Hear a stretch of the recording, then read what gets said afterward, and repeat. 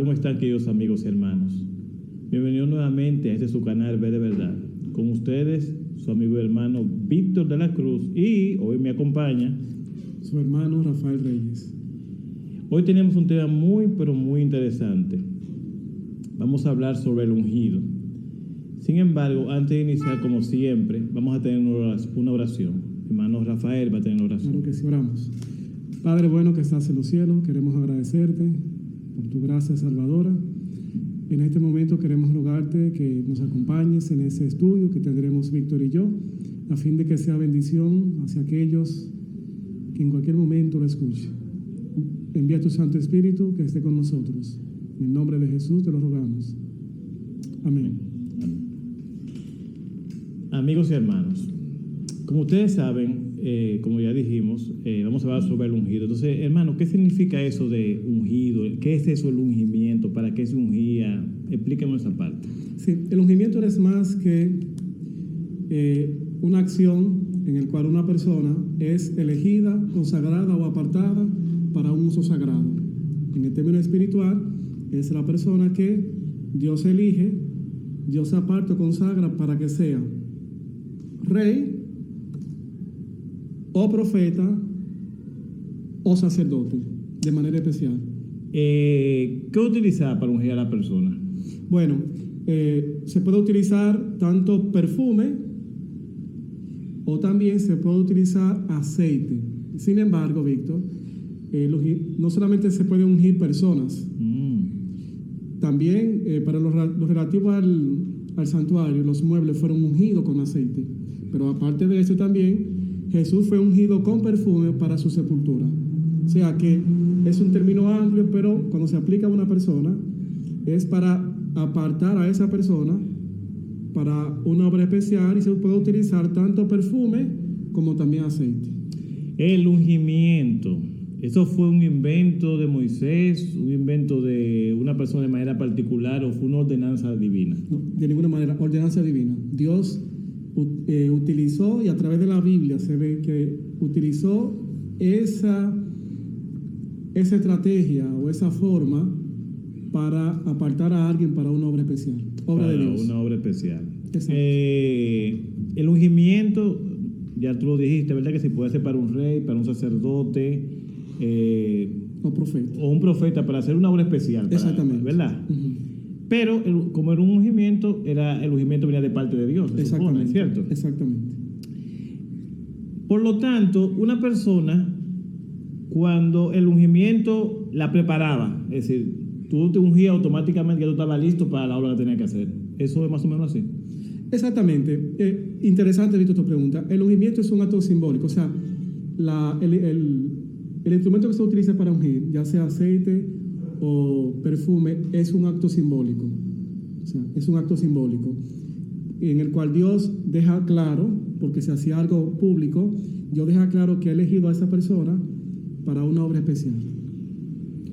Pero la pregunta es, cuando tú puedes hacer lo que sea, tú puedes estar tranquilo, cuando te ungían, el ungimiento ya te hacía acto, es decir, ya tú estabas ungido y pues estabas capacitado para funcionar automáticamente. Sí, claro, claro.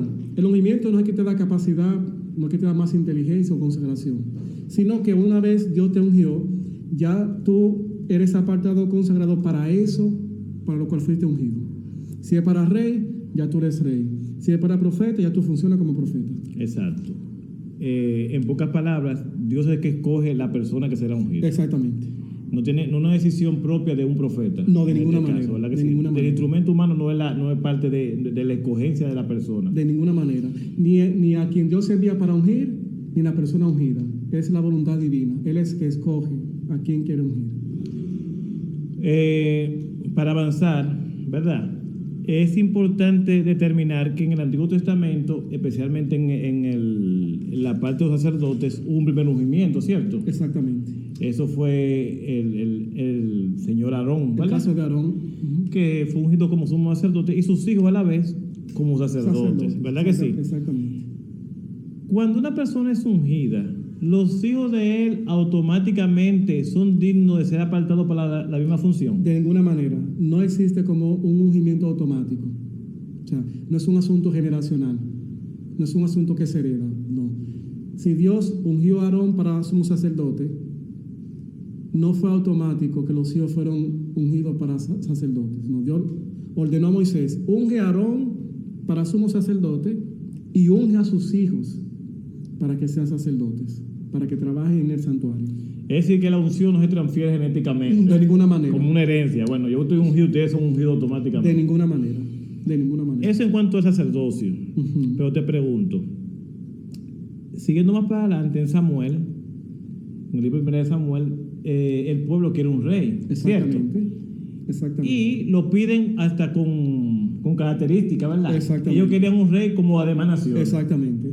No un rey, ellos no le preguntaron a Dios el rey como él lo quería, sino queremos un rey como además naciones. De frente a nosotros, Samuel sabemos lo que pasó, se sintió triste por la decisión del pueblo. Sin embargo, Dios expresó que no era a él como sacerdote que era, y también era, ¿verdad?, juez. Exacto. Que no es a ti, es a mí que me están desechando, dale lo que ellos quieren. Exactamente. Y Samuel Dios le encomienda a que busque a una persona según el corazón del pueblo, para decirlo de una forma, ¿verdad que sí? Y ungen a Saúl.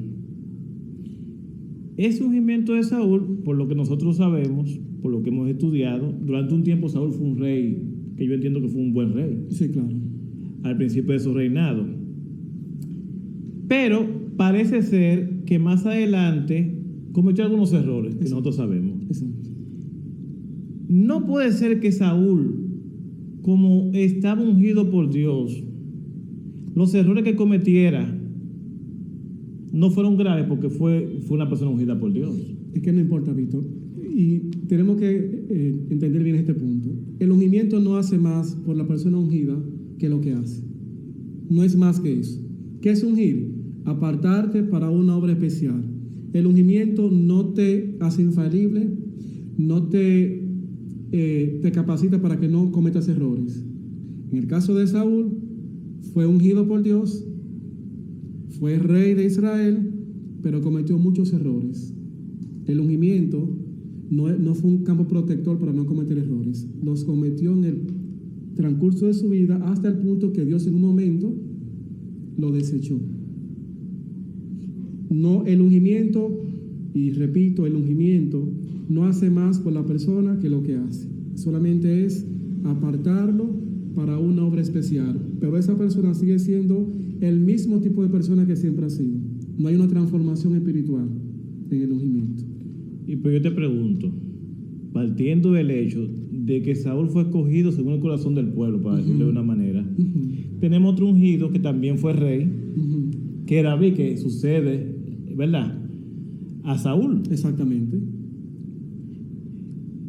Un muchacho humilde, cuidando ganado. Dios lo llama detrás del arado. Exactamente. Como que dice detrás del ganado en este caso. Exactamente. Samuel, cuando ve el hermano de David, el primogénito, dice que era el rey, pero dijo, ese no es, yo lo desecho, es otro. Y pasaron todos los hermanos hasta que llegó ese muchachito, que ni el papá lo tenía en estima para que fuera rey. Exacto. Pero ¿qué pasa? David demostró que verdaderamente Dios lo había escogido y hizo muchas hazañas. La pregunta que te quiero decir es la siguiente. David cometió un error. Y David es el rey de Israel. Es decir, dentro de la pirámide de mando, David es la cúspide, ¿verdad? Sí, claro. Solamente Dios está por encima de David. Exactamente.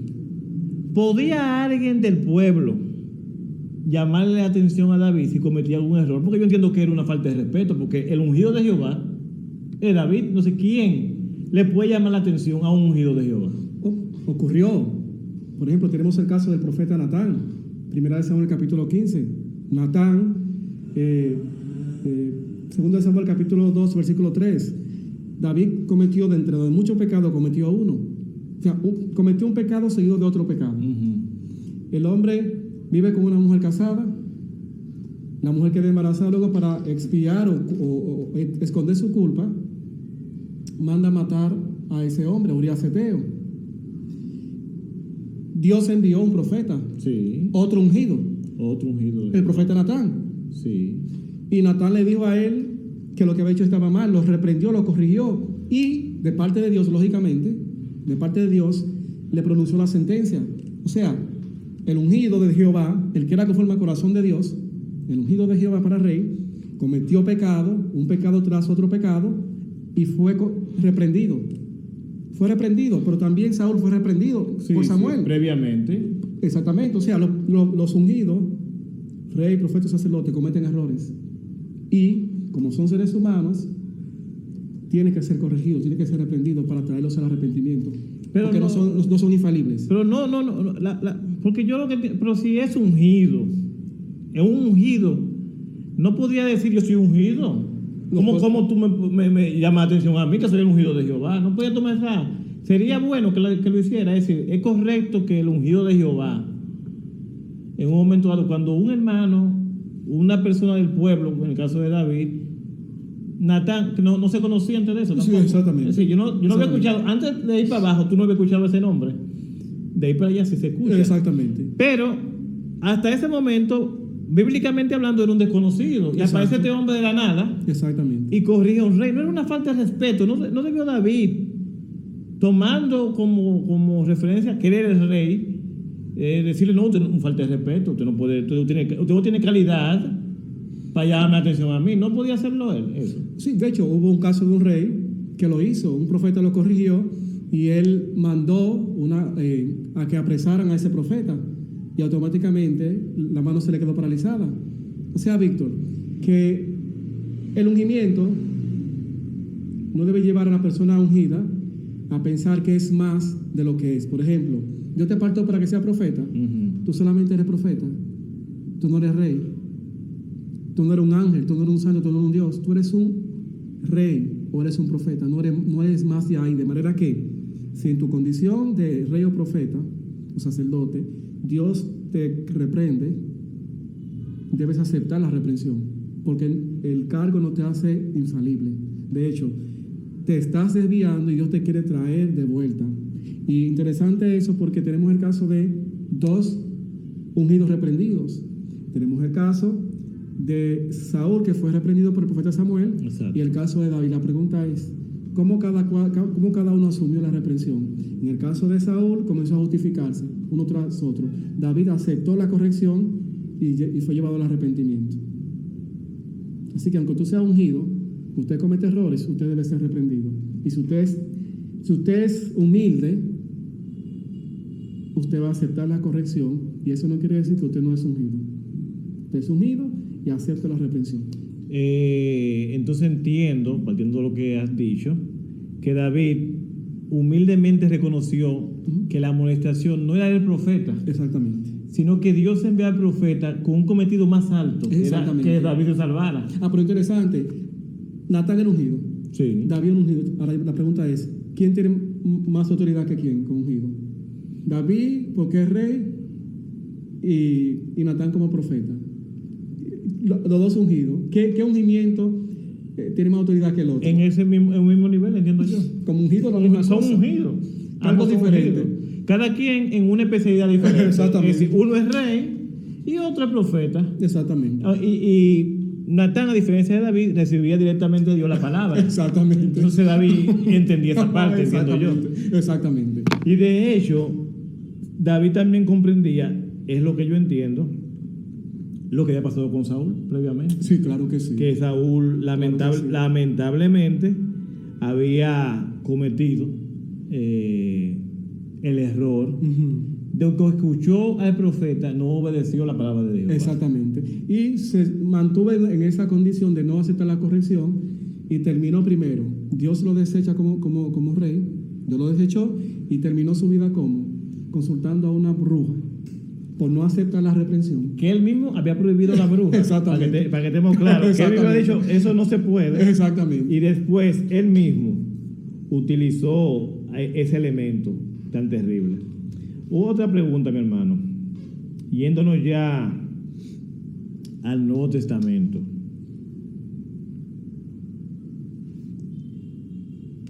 El apóstol Saulo fue apóstol, pero no fue discípulo. Exactamente. ¿Cierto? Exactamente. La gente puede decir por ahí, pero ¿qué fue lo que dijo ese hombre? Ahora sí. Desenredar ese problema. Lo que sucede es lo siguiente: Saulo de Tarso, en el tiempo en que Cristo estuvo en la tierra, no fue un seguidor de Jesús. Exacto. Él era parte del Sanedrín. Exactamente. Esa persona, casi todos, porque habían personas en Sanedrín que eran cristianos, que siguieron a Jesús, ¿verdad? Exactamente. Pero Saulo no pertenecía a ese grupo. Al contrario, Saulo se convirtió posteriormente, Jesús asciende al cielo, en un perseguidor de la iglesia. Exactamente. Pero ese Saulo, que no formó parte de los 12 discípulos, Dios lo escoge, ¿cierto? Camino a Damasco, ¿verdad? Él iba a ir a aprender a apresar cristianos, a destruirlo, a matarlo. Sí, claro. Sin embargo, Dios lo utiliza y le dice que él sería un apóstol para los gentiles. Exactamente. Te pregunto, ¿Saulo fue ungido o no fue ungido? Porque hablamos ahorita del aceite, del perfume, pero aquí ni hay perfume ni hay aceite, pero ahora es apóstol.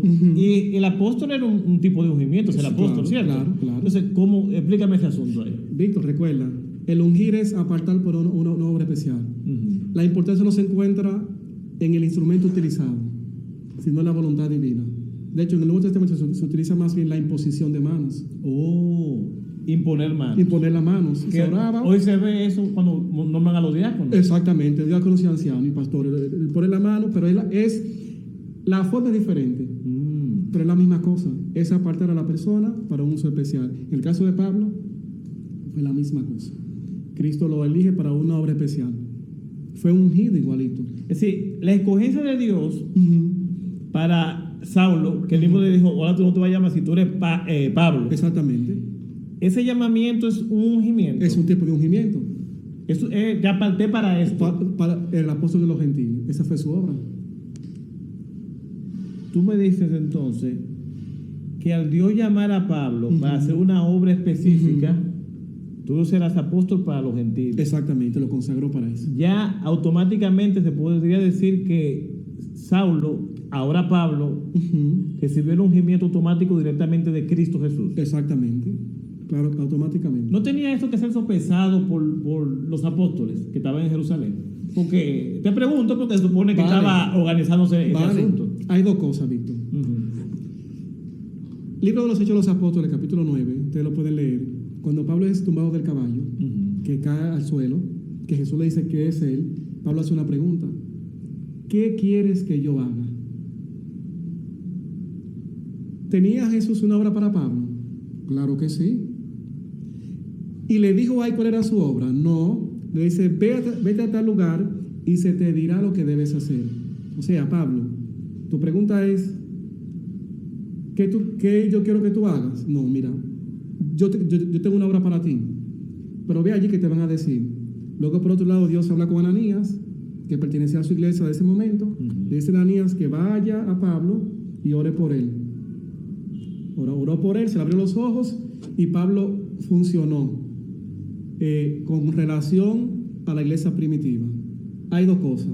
Número uno, para Dios darte una obra especial, no necesariamente tú tienes que pasar por el canal tradicional o por el canal ordinario, aunque hay una relación con el resto de la familia. Eso quiere decir, permíteme leer esta declaración, Víctor. Sí. Atención, hermanos. El contexto de la cita es que Dios obra a través de un cuerpo el cual Él dirige. Sin embargo, dice la mensajera, por otro lado, los dirigentes del pueblo de Dios deben precaverse contra el peligro de condenar los métodos de los obreros que sean inducidos individualmente por el Señor a hacer una obra especial que muy pocos están preparados para hacer. Sean los hermanos que llevan responsabilidades lentos para criticar cualquier actuación que no armonice perfectamente con sus métodos de labor. Nunca deben suponer que todo plan debe reflejar su propia personalidad. No teman confiar en los métodos de otro, porque al privar de su confianza a un colaborador que, con humildad y celo consagrado, está haciendo una obra especial de la manera señalada por Dios, retardan el progreso de la causa del Señor. Dios puede emplear a los que no han recibido educación cabal en las escuelas de los hombres y los empleará. Aunque ciertamente ese que Dios ha elegido para una obra especial tiene relación con el resto de la familia, pero Dios puede emplearlo para una obra especial que otros no la pueden hacer. En el caso de Pablo, él tiene relación con los apóstoles, Sí. pero tiene una obra especial. Y los apóstoles lo entendieron y no le hicieron frente. No le dijeron, no, tú no estás con nosotros aquí, tú no puedes. No, de ninguna manera. Hay una relación con la familia general, pero Dios tiene una obra especial para Pablo y él la llevó a cabo. Y fíjate que Pablo posteriormente, pasó el tiempo, ¿verdad? Fue creciendo más en la obra cristiana, ya como un apóstol de Jesucristo.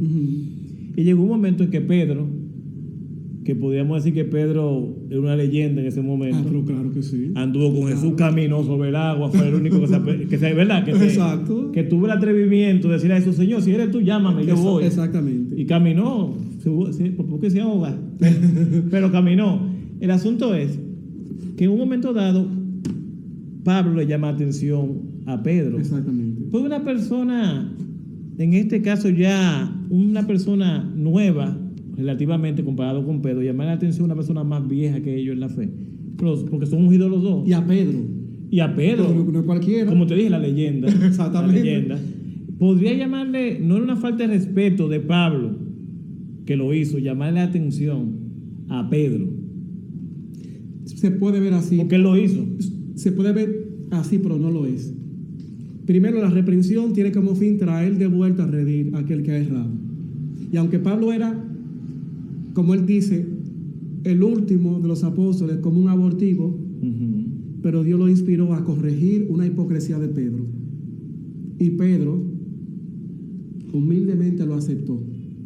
No permitió que su investidura, su lugar en la iglesia naciente, lo llevara a airarse. Así que fue reprendido y aceptó la reprensión. Y sin embargo, siguió siendo lo que él era. La reprensión no le quitó lo que era. Ese es excelente. Bueno, ahora vamos a lo contemporáneo.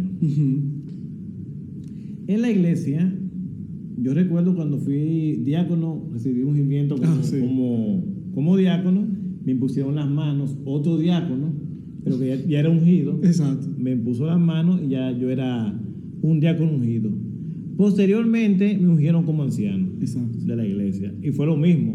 Un anciano que ya era ungido me puso la mano. Exacto. En un concilio de la iglesia. Exactamente. Y ya yo era anciano ungido. Exactamente. La pregunta es, ¿los pastores que tenemos hoy en la iglesia también son ungidos? Lógicamente, no se utiliza aceite, no se utiliza perfume, pero igual se utiliza la imposición de manos. La iglesia los consagra. Recuerda que el ungimiento es una consagración para una obra especial.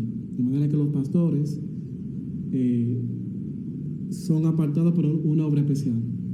Tú dirás, pero bueno, ¿y por qué tienen que irse a preparar a la universidad? A la universidad 4 años. Sí. Lo que pasa es que la iglesia adventista del séptimo día es una iglesia organizada. O sea, tú tienes el caso de Moisés. Dios tiene una obra para Moisés, libertar al pueblo. Sí. Moisés duró 40 años en Egipto. Recibió una preparación, pero militar.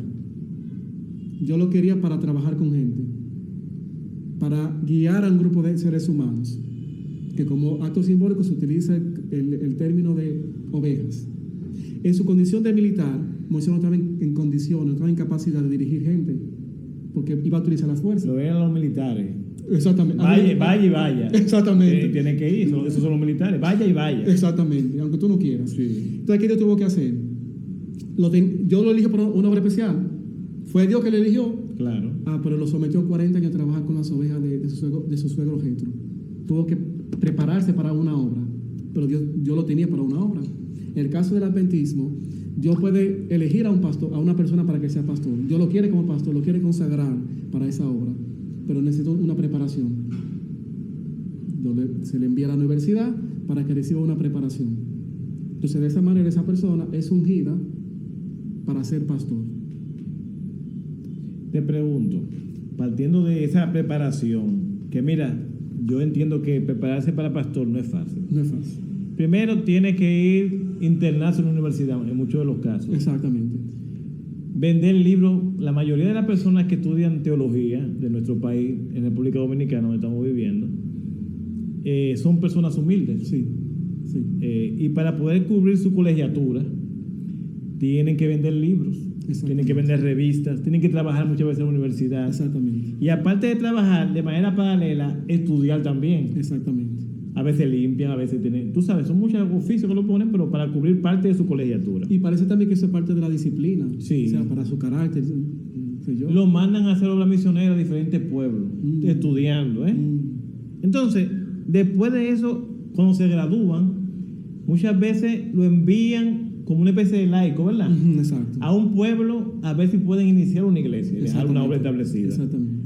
Por lo tanto, es un trabajo arduo, Exacto. es un trabajo desde el punto de vista humano, mucho sacrificio. Pero después de todo, la persona lo ungen. Si tiene, oye, y vamos a hacer este recuento, 4 años estudiando, todo el trabajo que pasa, toda la lucha que coge, y al final, ya cuando pasan todas las pruebas, lo ungen para el ministerio pastoral. La pregunta es la siguiente: dado toda esa preparación, el pastor no se debe equivocar en las cosas espirituales. Bueno, Víctor, es que no importa la investidura, siempre hay una posibilidad de cometer errores.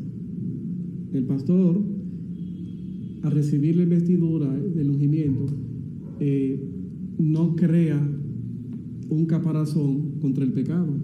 No, es el ser humano con tendencia al pecado, de manera que en su andar pastoral puede cometer errores, y cometen errores.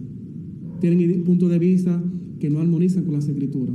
Eso pasa en el caso de ellos. Espérate, tú dijiste una cosa que está extraña. Tú me estás diciendo, porque eso ahí ya hay un problema.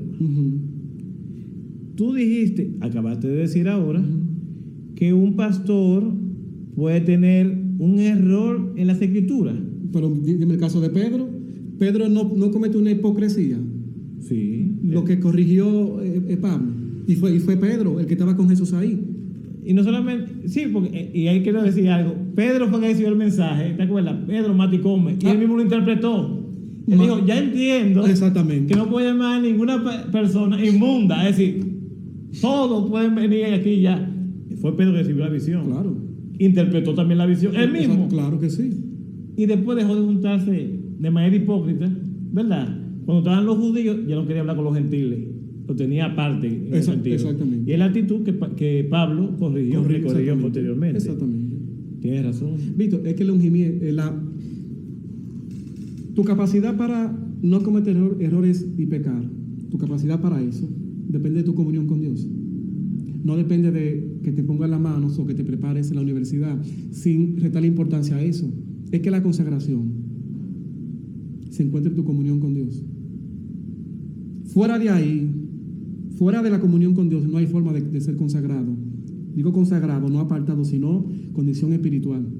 Así que cualquier persona, sin importar la investidura, el ungimiento, puede cometer errores. El pastor también comete errores. Y tiene que ser traído al arrepentimiento. Y eso me da, que tú estás diciendo, me da apertura a la próxima pregunta, que con esa vamos a ir concluyendo. Mi hermano, partiendo del hecho de que los pastores, como hablamos, estudian tanto y dicen, hacen tanto trabajo como ya hemos hablado, ¿puede un hermano de la iglesia, sin importar quién sea, si ve que el pastor dice algo que entiende que no es bíblico, llamarle la atención? ¿No sería un sacrilegio eso? Víctor, ¿por qué la iglesia, Dios ordenó que la iglesia no se debe dirigir bajo el juicio de un solo hombre? ¿Por qué Dios decidió, desde Iglesia Local hasta la conferencia general, que sea por un grupo de hombres que toman decisiones? Para que no dependa de un solo hombre la obra. Porque un solo hombre comete errores. El hombre comete errores, yerra, puede ser un instrumento de enemigo. Y en el caso del pastor adventista, es también un ser humano y puede cometer errores y los comete. A veces tiene puntos de vista bíblicos que no están en armonía con las escrituras. A veces procede mal en cuanto a una decisión que se va a tomar en la iglesia. Entonces, en ese sentido, lo correcto es que los hermanos, bajo el respeto, lo corrijan en el amor de Dios para traerlo al arrepentimiento y para que esa decisión que él tomó, que va a afectar a la iglesia, sea cancelada.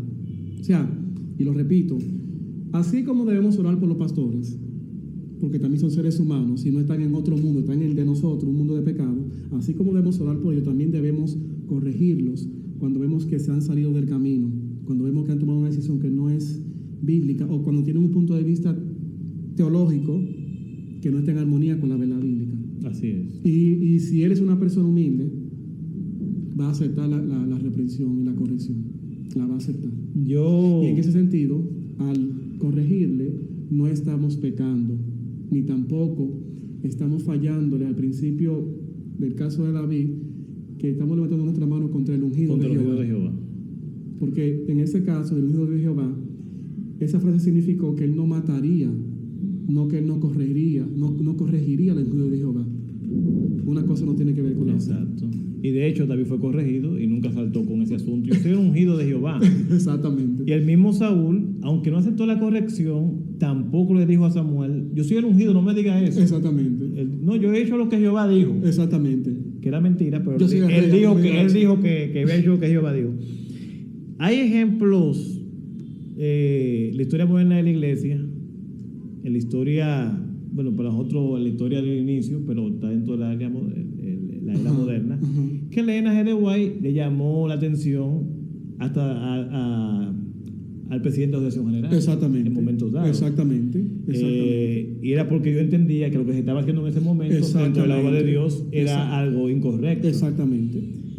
Por lo tanto, yo entiendo que Dios, que ama a su obra, ama a su iglesia, a veces hay cosas que hacen los dirigentes, los ungidos de Jehová, que uno, cuando ve la escritura, dice, eso no está de acuerdo con lo que dice la palabra de Dios. Y entiendo que en ese caso no tenemos la capacidad espiritual y tenemos la palabra profética más segura, con la cual nosotros podemos acercarnos a ese dirigente y decirle en el amor de Cristo Jesús, ¿por qué entendemos que esa decisión o que ese mensaje o que eso que están haciendo esa obra no cuenta con la aprobación divina? Exactamente. Puede ser que el dirigente se levante en contra de lo que tú estás diciendo y te diga, no, yo soy fulano de tal. Exactamente. Soy el anciano, imponga su jerarquía por encima de lo que dice la Biblia. Eso no significa que la obra que usted está haciendo o que yo estoy haciendo, que está haciendo cualquier hermano, sin importar quién sea el hermano, repito, sin importar quién sea el hermano, porque aquí ante Dios no es importante tu jerarquía a nivel de lo que es un empleo, por ponerlo de una forma. Dios dice que el que se humilla es el que va a ensalzar. Exactamente. Entonces, partiendo de eso, yo entiendo que Dios utiliza a la persona, quizás mientras más humilde sea, más la usa. Exactamente. Y tiene mensajes más fuertes para esa persona y tiene quizás más claridad espiritual que otra persona que tiene una jerarquía alta, ¿me entiendes? Sí, claro que sí, Víctor. Y termino yo con mi participación con este versículo, Isaías capítulo 66,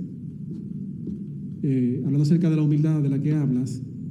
Versículo 1 en adelante dice, el Señor ha dicho, el cielo es mi trono y la tierra el estrado de mis pies. ¿Dónde está esa casa que me edificaréis? ¿Dónde está ese lugar para mi reposo? Mi mano hizo todas estas cosas, y es así como todas estas cosas llegaron a existir, dice Jehová. Pero a este miraré con aprobación, el que es humilde y contrito de espíritu y que tiembla ante mi palabra. Amén. Aquel que es ungido por Dios, a quien Dios aprueba, es humilde y va a aceptar la corrección cuando se le presente. Amén. Mis hermanos, mis amigos, el fin de Dios al decirle a un ungido de Jehová si está errando o no es con el fin de humillarlo, de pisotearle su orgullo en un sentido, es con el fin de salvarlo. Cuando Dios utiliza una persona, nunca lo va a hacer con un sentido de orgullo, la persona que ve, usted está mal, yo entiendo que no. Que la persona que se acerca a donde una persona que ha sido ungido de Jehová, como dijo el hermano Rafael, que Dios lo utiliza para un ministerio, ¿verdad? Para una parte de su obra.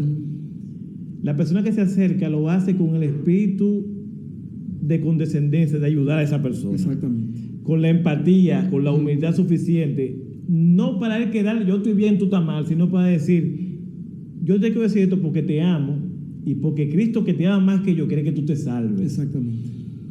Nosotros en este día lo que queremos empezarle, mis hermanos, es que nosotros queremos que esto no se vea como un tema de desafío, sino simplemente como una amonestación de que usted y yo tenemos la responsabilidad de llamar al pecado por su nombre sin importar quién lo diga, pero con el único objetivo de salvar al que está en pecado o al que está diciendo algo que de una forma u otra apoya el pecado. Exactamente. Bien, así como estamos, mis hermanos, espero que Dios les bendiga mucho.